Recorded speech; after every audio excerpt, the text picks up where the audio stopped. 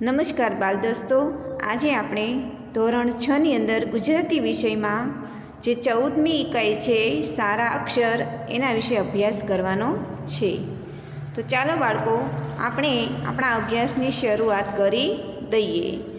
આ જે સારા અક્ષર જે પાઠ છે એના લેખિકા છે પિંકીબહેન પંડ્યા. પિંકીબહેન પંડ્યાનો જન્મ 28/5/1969 થયેલો છે.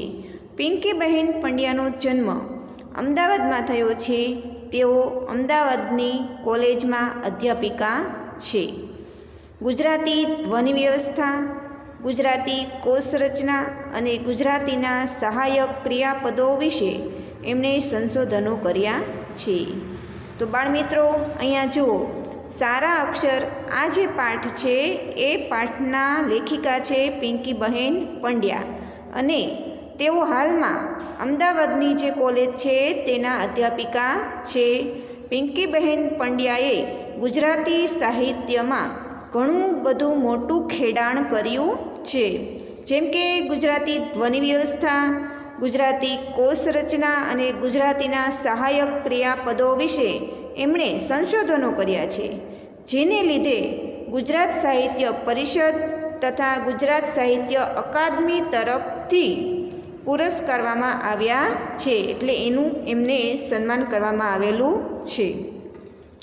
અભ્યાસની સાથે વ્યવહારુ જીવનમાં સારા અક્ષરનું કેટલું મહત્ત્વ છે તે આ પાઠમાં સંવાદ દ્વારા દર્શાવવામાં આવેલું છે. તો બાળમિત્રો, અહીંયા કહેવામાં આવેલું છે કે અભ્યાસની સાથે વ્યવહારુ જીવનની અંદર વ્યવહારિક જીવનમાં સારા અક્ષરનું કેટલું મહત્ત્વ છે તે અહીંયા બતાવવામાં આવેલું છે. તો બાળમિત્રો, આ જે સારા અક્ષર છે એનો સાહિત્ય પ્રકાર સંવાદ છે. શું છે? સંવાદ. તો અહીંયા અલગ અલગ જે મિત્રો છે બધા એ સંવાદ દ્વારા એકબીજાની અક્ષરો વિશેની વાત કરે છે અને અક્ષર સારા કાઢવા હોય તો આપણે શું કરવું જોઈએ એ બાબતને સંવાદ દ્વારા રજૂ કરવામાં આવેલી છે. અને કીધું છે કે વ્યવહારુ જીવનમાં સારા અક્ષરનું ઘણું મહત્ત્વ છે તે આ પાઠમાં સંવાદ દ્વારા દર્શાવવામાં આવેલું છે. 4 જોને બદલે મારજો વંચાય ત્યારે કેવી ગડમથલ થાય અને અર્થનો અનર્થ થાય.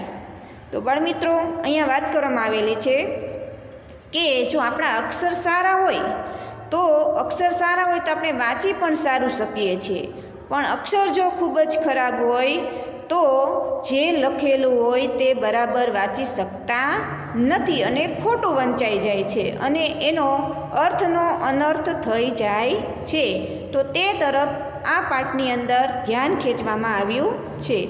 સાથે સાથે સારા અક્ષર શક્ય છે એની ચર્ચા પણ સંવાદ દ્વારા કરવામાં આવી છે. તો સારા અક્ષર છે એ ખૂબ જરૂરી છે. જેના અક્ષર સારા હોય તેનું લખાણ સારી રીતે વાંચી શકાય છે અને વાંચેલું છે એનો આપણે સારી રીતે અર્થ છે તે કાઢી શકીએ છીએ. તો ચાલો બાળમિત્રો, આપણે આ પાઠની શરૂઆત કરી દઈએ.